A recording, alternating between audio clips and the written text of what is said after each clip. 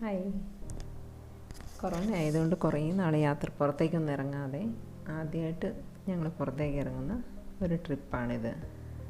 ഞങ്ങൾ അഷ്ടമുടിയിലേക്കാണ് ഈ trip plan ചെയ്തിരിക്കുന്നത്. എറണാകുളത്ത് നിന്ന് ഏകദേശം 140 കിലോമീറ്റർ ദൂരെയാണ് അഷ്ടമുടി. പക്ഷെ ഞങ്ങളിപ്പോൾ ആലപ്പുഴ കഴിഞ്ഞ് നെടുമുടി കൂടെയാണ് പാസ് ചെയ്തുകൊണ്ടിരിക്കുന്നത്. പമ്പാനദി പാസ് ചെയ്തു. ഇപ്പം ഞങ്ങൾ കുട്ടനാട് വഴിയാണ് പോയിക്കൊണ്ടിരിക്കുന്നത്. കുട്ടനാട് എന്ത് കാണാൻ നല്ല ഭംഗിയുള്ള സ്ഥലം.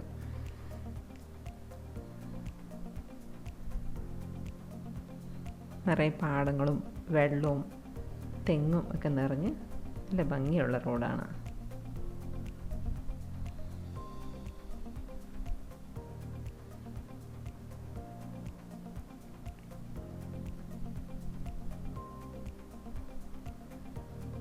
ഇതാണ് കുട്ടനാട്ടിലെ AC കനാൽ.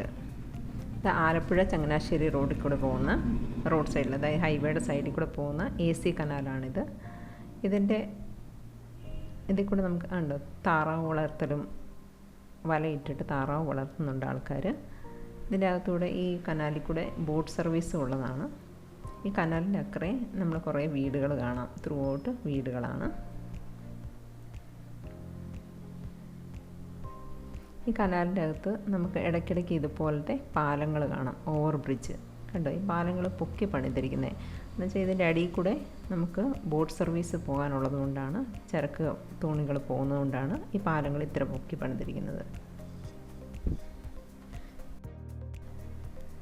ഇവിടെ നമ്മൾ റോഡ് സൈഡിൽ കുറേ കൊച്ചു കൊച്ചു കടകൾ കാണാം. അധികം ഈ താറാവ് മുട്ട വിൽക്കുന്ന കടകളും പച്ചമീൻ വിൽക്കുന്ന കടകളൊക്കെയാണ് കൂടുതൽ.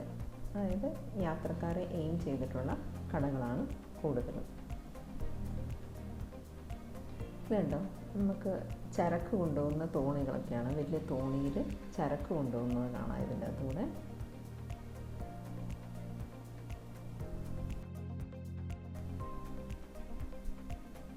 ഇപ്പോൾ നമ്മൾ കുട്ടനാട് കഴിഞ്ഞിട്ട് ഹരിപ്പാട് പോകുന്ന റൂട്ടിലേക്കൂടെ പോയിക്കൊണ്ടിരിക്കുകയാണ്. നേരെ സന്ധ്യയാകാനായി. ഞങ്ങൾ ഓൾറെഡി അഷ്ടമുടിയിൽ റൂം ബുക്ക് ചെയ്തിട്ടുണ്ട്. ഞങ്ങൾ അഷ്ടമുടിയിൽ ക്ലബ് മൈൻഡ്ര റിസോർട്ടിലെത്തി. അവിടെ ചെക്ക് ഇൻ ഫോർമാലിറ്റീസൊക്കെ കഴിഞ്ഞ് റൂമിലേക്ക് പോയിക്കൊണ്ടിരിക്കുകയാണ്. റൂമിൽ ചെന്ന് ഫ്രഷായി ഡ്രസ്സൊക്കെ മാറി ഭക്ഷണം കഴിക്കാനായിട്ട് അവിടുത്തെ തന്നെ അതിൻ്റെ അകത്ത് തന്നെ ഒരു റെസ്റ്റോറൻ്റ് ഉണ്ട്. അങ്ങോട്ട് പോയിക്കൊണ്ടിരിക്കുകയാണ്. നല്ല ഭംഗിയുള്ള സ്ഥലം.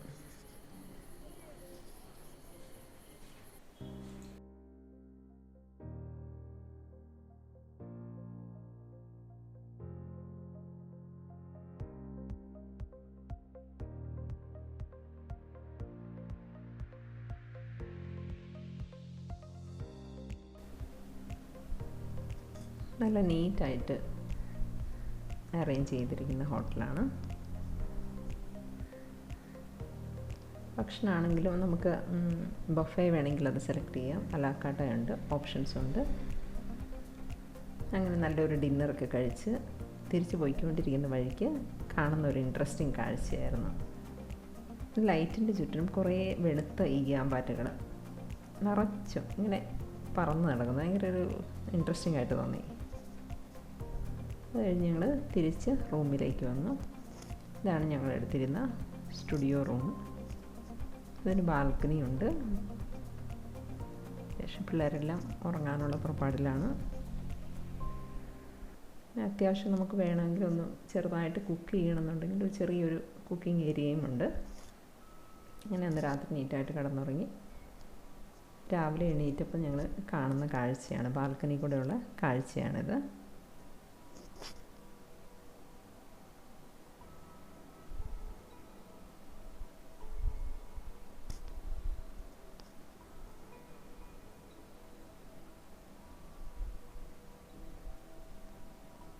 സൺറൈസ് കണ്ടപ്പോഴത്തേക്ക് തോന്നി കായലിൽ ചെന്നിട്ട് അതൊന്ന് കാണാമെന്ന് വിചാരിച്ചു. അങ്ങനെ ഓടി വന്നതാണ്. ശരിക്കും നല്ലൊരു കാഴ്ച. നമ്മൾ ഈ ഫോട്ടോയിലും സിനിമയിലൊക്കെ കാണുന്ന പോലത്തെ കാഴ്ച നേരിട്ട് കണ്ടപ്പോൾ എനിക്ക് ഭയങ്കര സന്തോഷമായി. നേരത്തെ എണീറ്റ് വന്നില്ലായിരുന്നെങ്കിൽ ഇത് ശരിക്കും മിസ് ചെയ്തേനെന്ന് തോന്നി. ആ കാണുന്നത് ഫ്ലോട്ടിംഗ് റെസ്റ്റോറൻ്റ് ആയിരുന്നേ. ഇപ്പം കൊറോണ കാരണം അവരത് അടച്ചിട്ടിരിക്കുകയാണ്. ഇയാൾ രാത്രിയിൽ വലയിട്ടിട്ട് പോയതാന്ന് തോന്നുന്നു. ഇപ്പോൾ രാവിലെ വന്നിട്ട് മീനുണ്ടോ എന്ന് നോക്കുകയാണ്.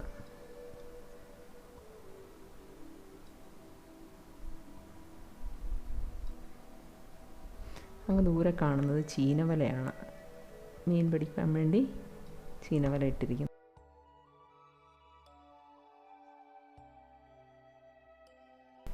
ഈ സൈഡിൽ 1-2 കെട്ടുവള്ളങ്ങളുണ്ട്. അപ്പോൾ ഇത് റിസോർട്ടിൻ്റെ തന്നെയാണ്. അവരുടെ ആൾക്കാരെ, ഗസ്റ്റുകളെ കൊണ്ടുപോകാൻ വേണ്ടിയിട്ട് വെച്ചിരിക്കുന്നതാണ്. അപ്പോൾ അയാൾ മീൻ പിടിച്ച് തിരിച്ചു പോവുകയാണ്.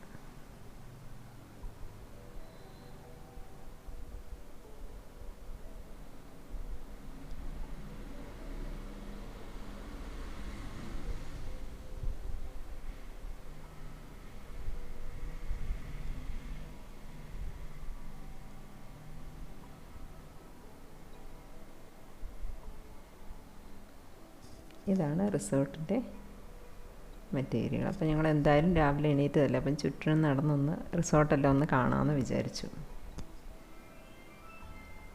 കാണുന്നതാണ് ഫ്ലോട്ടിംഗ് വില്ല. കുറച്ച് വില്ലാസ്, ഒരു 8-10 വില്ലാസ് അവരുടേത് ഫ്ലോട്ടിംഗ് ആയിട്ടുണ്ട്, വെള്ളത്തിലേക്ക് ഇറങ്ങി നിൽക്കുന്നത്. ഇതാണ് റിസോർട്ടിൻ്റെ എൻട്രൻസ്.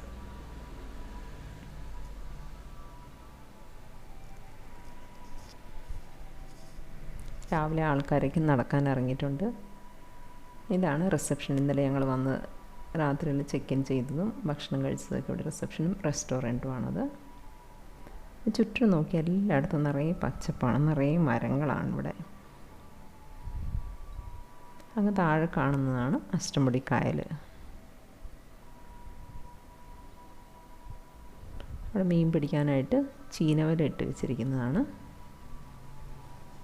ഇതിൽ താഴോട്ട് പോയി കഴിഞ്ഞാൽ കായലിലേക്ക് ഇറങ്ങാനുള്ള വഴിയുണ്ട്. ഇത് റിസപ്ഷൻ്റെ ഉൾഭാഗമാണ്, ഇൻസൈഡ്. വാട്ടർ ബോർഡിങ് ലാൻഡ്സ്കേപ്പൊക്കെ ചെയ്ത് നല്ല ഭംഗിയാക്കിയിട്ടാണ് വെച്ചിരിക്കുന്നത്. ഇതാണ് റിസപ്ഷൻ ഏരിയ. ഇത് ഭയങ്കര, ഇതിലെ ഈ ഓപ്പൺനെസ് ഫീലിംഗാണ് എനിക്ക് ഭയങ്കരമായിട്ട് ഇഷ്ടപ്പെട്ടത്. വലിയ ഏരിയ ആണ്, പക്ഷെ നല്ല ഓപ്പണാണ്.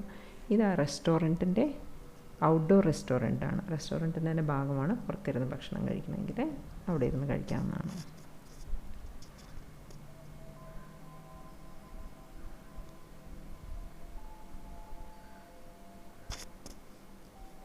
ഇതിൻ്റെ എക്സ്റ്റീരിയറൊക്കെ ആണെങ്കിൽ നന്നായിട്ടാണ് ലാൻഡ്സ്കേപ്പ് ചെയ്തിരിക്കുന്നത്. ഒരു കാളവണ്ടിയും തോണിയൊക്കെ വെച്ചിട്ട് നല്ല ഭംഗിയായിട്ടാണ് ലാൻഡ്സ്കേപ്പ് ചെയ്തിരിക്കുന്നത്. ആ മരത്തിൽ കണ്ടോ ചെറിയ കിളിക്കൂടൊക്കെ, അതൊക്കെ ആർട്ടിഫിഷ്യലി ഉണ്ടാക്കി വെച്ചിരിക്കുന്നതാണ്, മരത്തിൻ്റെത്. അതിൻ്റെ അകത്തൊക്കെ കിളികൾ വന്നിരിക്കുന്നുമുണ്ട്.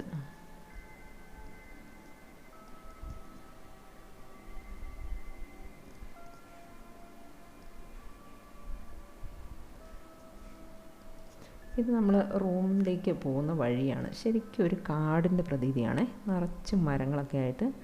എനിക്ക് ഏറ്റവും ഇഷ്ടപ്പെട്ടത് ഇതാണ്, നിറയെ മരങ്ങളും പച്ചപ്പും. ഇത് സ്റ്റുഡിയോ റൂംസിൻ്റെ ലോബി ഏരിയ ആണ്.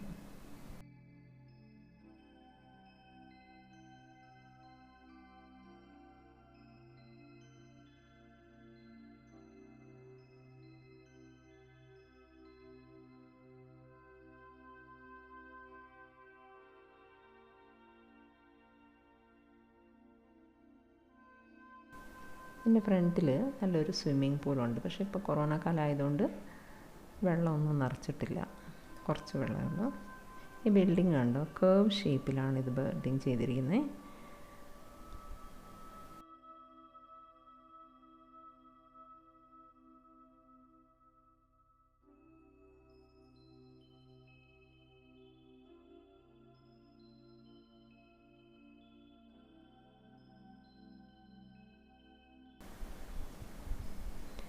ഇവിടേക്ക് നിറയെ പച്ചപ്പാണ്, നിറയെ മരങ്ങളാണ് എല്ലായിടത്തും. ഇതിലെ നമുക്ക് താഴോട്ട് ഇറങ്ങിക്കഴിഞ്ഞാൽ കായലിലേക്ക് പോകാവുന്നതാണ്.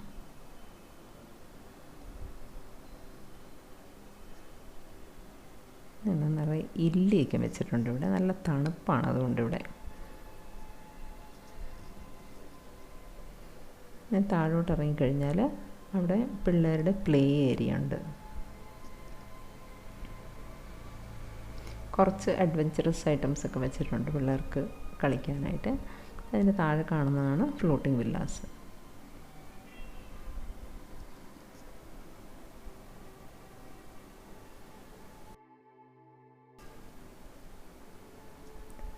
ഈ മരത്തെ വെച്ചിരിക്കുന്നുണ്ട്. ഇവയ്ക്ക് മണ്ണിൻ്റെ ചെറിയ കലങ്ങളാണ് ചെരിച്ച് വെച്ചിരിക്കുന്നത്. അപ്പോൾ അതിൻ്റെ അകത്തെല്ലാം പക്ഷികൾ വന്ന് കൂട് കിട്ടുന്നുണ്ട്.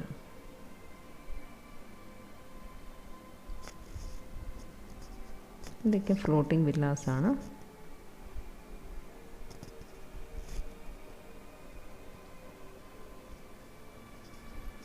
ഓവറോൾ എല്ലായിടത്തും നല്ല പച്ചപ്പും ഹരിതാപവും.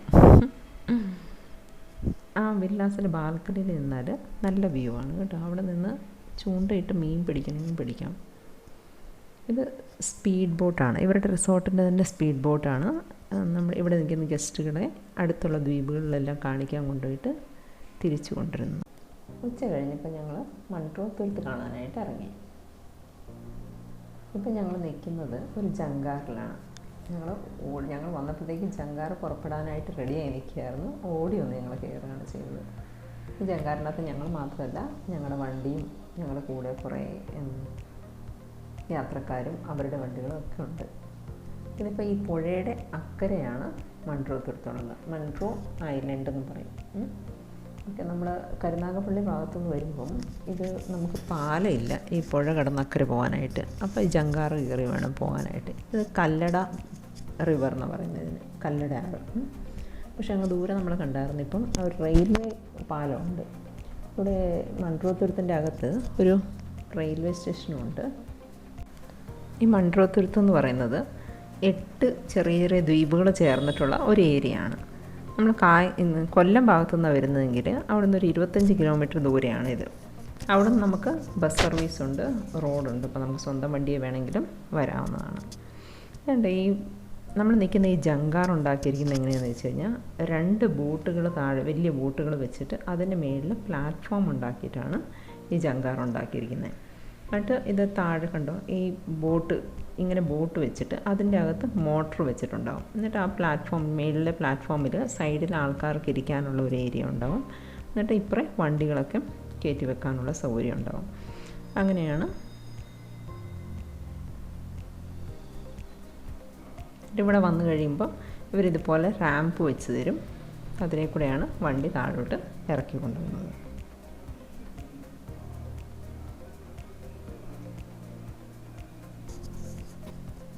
ഇതിപ്പോൾ ഞങ്ങൾ മൺട്രോ തുരുത്തിൻ്റെ ഉള്ളിൽ കയറി. അപ്പോൾ അധികം ടൂറിസ്റ്റ് പോകുന്ന ഏരിയയിൽ കൂടെയാണ് നമ്മൾ പോകുന്നത്. ഇത് മൺട്രോ തുരുത്തിലുള്ളൊരു ചെറിയൊരു ടൗൺ എന്ന് പറയാം. ഒരു 4-5 കടകളൊക്കെ ഉള്ള ഒരു ടൗൺ. പിന്നെ അധികം ഏരിയയും ഇതുപോലെ ചതുപ്പ് സ്ഥലവും വെള്ളമൊക്കെ ആയിട്ടാണ് കൂടുതലും കാണുന്നത്. താറാവുകളും വെള്ളവും, ഇവിടെ ഉള്ളവർ താറാവ് കൃഷിയൊക്കെ ഉണ്ട്. ശരിക്കും ഒരു ഗ്രാമപ്രദേശമാണെന്ന് പറയുന്നത്. നിറയെ തെങ്ങും വെള്ളമൊക്കെ ആയിട്ടുള്ള നമുക്ക് കാണാൻ പറ്റിയൊരു സ്ഥലമാണ്.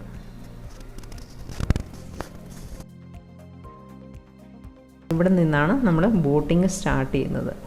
അപ്പോൾ അവിടെ പ്രത്യേകിച്ചൊരു ഓഫീസോ കാര്യങ്ങളോ ഒന്നുമില്ല. ചെറിയൊരു ഷെഡിൽ അവിടെ ഇരുന്ന് നമുക്ക് ടിക്കറ്റ് തരുന്നു. നമ്മൾ ബോട്ട് ബുക്ക് ചെയ്യുന്നു. അങ്ങനെ ഞങ്ങളും ഒരു ബോട്ടൊക്കെ ബുക്ക് ചെയ്ത് ബോട്ടിൻ്റെ അകത്ത് കയറിയിരുന്നു ഞങ്ങളുടെ യാത്ര തുടങ്ങി.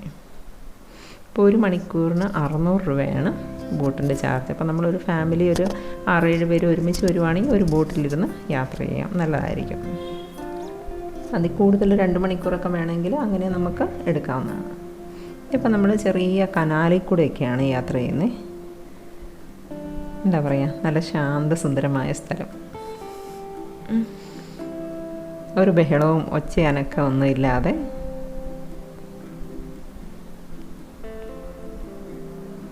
ചില ഏരിയയിൽ വരുമ്പോഴത്തേക്ക് ഇങ്ങനെ അത് കനാൽ, അവിടെ വൈഡായിട്ടുള്ള വെള്ളം കാണാം.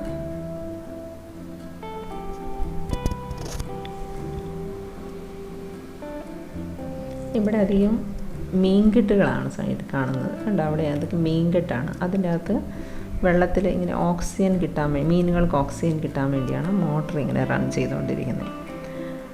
അത് ആ മേളിൽ വലയിട്ടിരിക്കുന്നത് മീനുകളെ പക്ഷികളൊന്നും കൊത്തിക്കേണ് പോകാതിരിക്കാൻ വേണ്ടിയാണ്.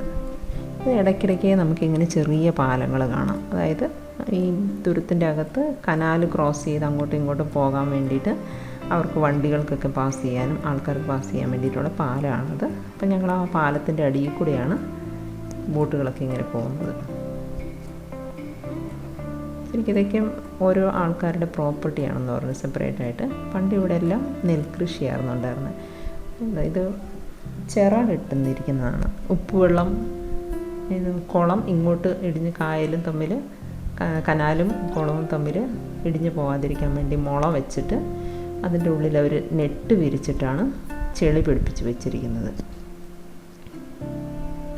ഇവിടെ മീൻകെട്ടുകളായതുകൊണ്ട് രാത്രിയിൽ ഇവിടെ കാവൽ വേണം. അങ്ങനെ ആ ചെറിയ ഷെഡൊക്കെ കാണുന്നത് കാവൽ കിടക്കുന്ന ആൾക്കാർക്ക് താമസിക്കാൻ വേണ്ടിയാണ്.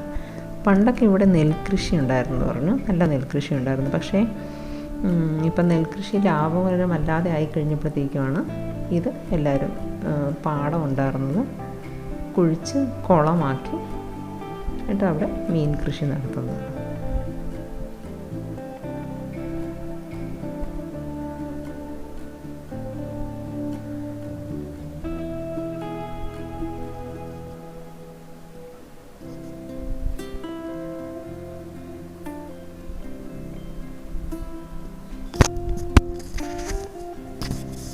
ഇവിടെ വെള്ളം ഒരു പ്രശ്നം തന്നെയാണ്.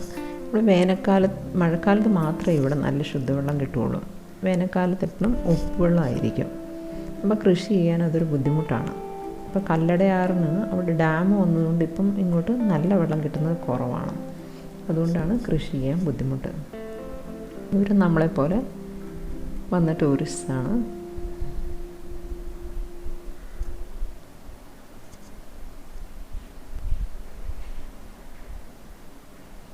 ഇവിടെ നമ്മൾ പോകുന്ന റൂട്ടിൽ വെള്ളത്തിന് വലിയ ആഴമില്ല എന്നാണ് പറഞ്ഞത്. ആഴം തീരെ കുറവാണെന്നാണ് പറഞ്ഞിരുന്നത്. ഇത് വലത് സൈഡ് കാണുന്ന ഒരു റോഡാണ്. റോഡിൻ്റെ പണി നടക്കുകയാണ്.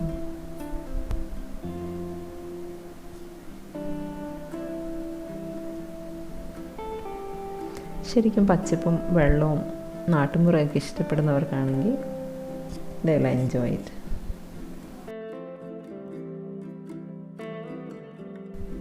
ഈ കാണുന്നത് ഇവിടുത്തെ തന്നെ നാട്ടുകാരുടെ വീടാണ്. കണ്ടോ, അവർ തെങ്ങ് വെച്ചിട്ട് അതിന് മേളിൽ ചെളി നിറച്ച് ചവിട്ടി ഉറപ്പിച്ചാണ് ബൗണ്ടറി ഉണ്ടാക്കുന്നത്. എന്താണെന്ന് വെച്ചാൽ വെള്ളം കയറുമ്പോൾ അത് ഇടിഞ്ഞു പോകാനുള്ള ചാൻസസ് കൂടുതലുണ്ട്. അതുകൊണ്ടാണ് അത് ഉറപ്പിക്കാൻ വേണ്ടി ചെയ്യുന്നത്. അപ്പോൾ ഞങ്ങളൊരു ഡീപ്പ് കർവ് തിരിയുകയാണ്.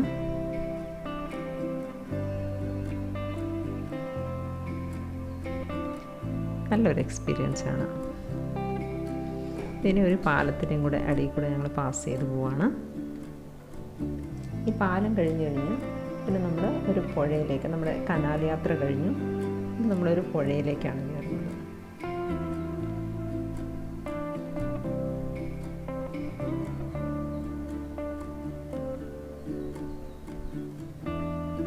ഈ പുഴയുടെ പേരാണ് പുത്തനാർ. പുത്തനാർ എന്ന് പറയുന്നത് 1800-കളിൽ തിരുവനന്തപുരത്തെ ദിവാനായിരുന്ന കർണൽ മൺട്രോ അദ്ദേഹമാണ് ഈ പുഴ ആർട്ടിഫിഷ്യലാക്കി ഉണ്ടാക്കിച്ചെടുത്തതെന്ന് പറയുന്നത്. അതായത് കല്ലടയാറ് ഇങ്ങോട്ട് എക്സ്റ്റെൻഡ് ചെയ്ത് ഈ കായലിലേക്ക് കൊണ്ടുവന്ന് ജോയിൻ ചെയ്യിച്ചത്.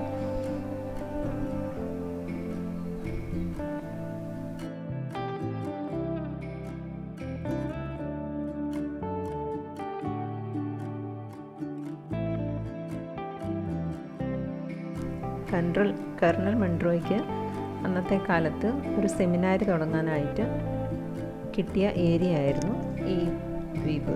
അപ്പോൾ അയാളോടുള്ള ഒരു റെസ്പെക്റ്റിൻ്റെ പേരിലാണ് ഈ തുരുത്തിന് മൺട്രോ തുരുത്ത് എന്ന പേര് വന്നത്. ഈ കാണുന്ന ഫ്രണ്ടിൽ കാണുന്നത് ഒരു ചെറിയ ദ്വീപാണ്. അപ്പോൾ ഇതിൻ്റെ അപ്പുറം ഇപ്പുറമൊക്കെയുള്ള സ്ഥലങ്ങളൊക്കെ ഓരോരുത്തരുടെ പ്രൈവറ്റ് പ്രോപ്പർട്ടിയാണ്. ചെറിയ ദ്വീപുകൾ പോലെയൊക്കെയാണ്. വെള്ളത്തിലേക്ക് 3 സൈഡിലൊക്കെ വെള്ളം കയറി കിടക്കുന്ന ഏരിയ ആണ്. അപ്പോൾ അതൊക്കെ ഓരോ ആൾക്കാരത് റിസോർട്ടായിട്ടെല്ലാം കൺവേർട്ട് ചെയ്തിട്ടുണ്ട്. എന്തായാലും നല്ലൊരു റൈഡാണിത്. നമ്മളിപ്പോൾ കയറുന്നത് കായലിലേക്കാണ്. ശരിക്കും കേരളത്തിലുള്ള എല്ലാ മലയാളിയും വന്ന് കാണേണ്ട ഒരു സ്ഥലമാണിത്. നല്ല ഭംഗിയുള്ള സ്ഥലം, നല്ലൊരു എക്സ്പീരിയൻസ്, നല്ല ക്ലിയർ വാട്ടറും. പിന്നെ നിങ്ങൾ വരാൻ ഉദ്ദേശിക്കുന്നുണ്ടെങ്കിൽ നവംബർ മുതൽ ഫെബ്രുവരി വരെയുള്ള സമയമാണ് ഏറ്റവും സൂട്ടബിൾ ആയിട്ടുള്ളത്. അപ്പം മഴക്കാലത്ത് വന്നു കഴിഞ്ഞാൽ ബുദ്ധിമുട്ടാണ്, അതുകൊണ്ടാണ്. അപ്പോൾ നമുക്ക് വരാനാണെങ്കിലും ഇപ്പം എറണാകുളം ഭാഗത്തു നിന്നാണ് വരുന്നതെങ്കിൽ ട്രെയിനിന് വേണമെങ്കിൽ വരാം. കൊല്ലത്ത് വന്നിട്ട് വണ്ടിക്ക് വരാം. അല്ലെങ്കിൽ ട്രെയിനിന് വരുവാണെങ്കിൽ നേരെ മൺട്രോത്തുരുത്തും ദ്വീപിൽ വന്ന് അതിന് റെയിൽവേ സ്റ്റേഷനിൽ ലോക്കൽ ട്രെയിന് അവിടെ സ്റ്റോപ്പ് ഉണ്ടാവും. അവിടെ വന്ന് ഇറങ്ങിയിട്ട് ഇവിടെ വരാവുന്നതാണ്. ഉച്ച കഴിഞ്ഞിട്ടാണ് ഏറ്റവും നല്ല സമയം. ഉച്ച കഴിഞ്ഞിട്ടാണെങ്കിൽ ബോട്ടിങ്ങിന് സൗകര്യം കൂടുതൽ അതായിരിക്കും. നല്ല വിശാലമായിട്ട് കിടക്കുന്ന കായൽ. ഈ കാണുന്നതെല്ലാം കണ്ടൽ ചെടികളാണ്.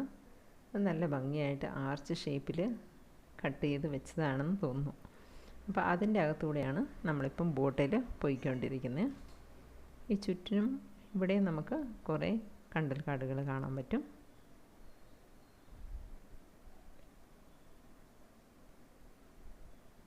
അപ്പം നമ്മൾ ഇതിൻ്റെ അകത്തൂടെയാണ് പാസ് ചെയ്ത് പോകുന്നത്. ഈ ആർച്ചിൻ്റെ അകത്തൂടെയാണ്. ഇതൊരു നല്ല എക്സ്പീരിയൻസാണ്.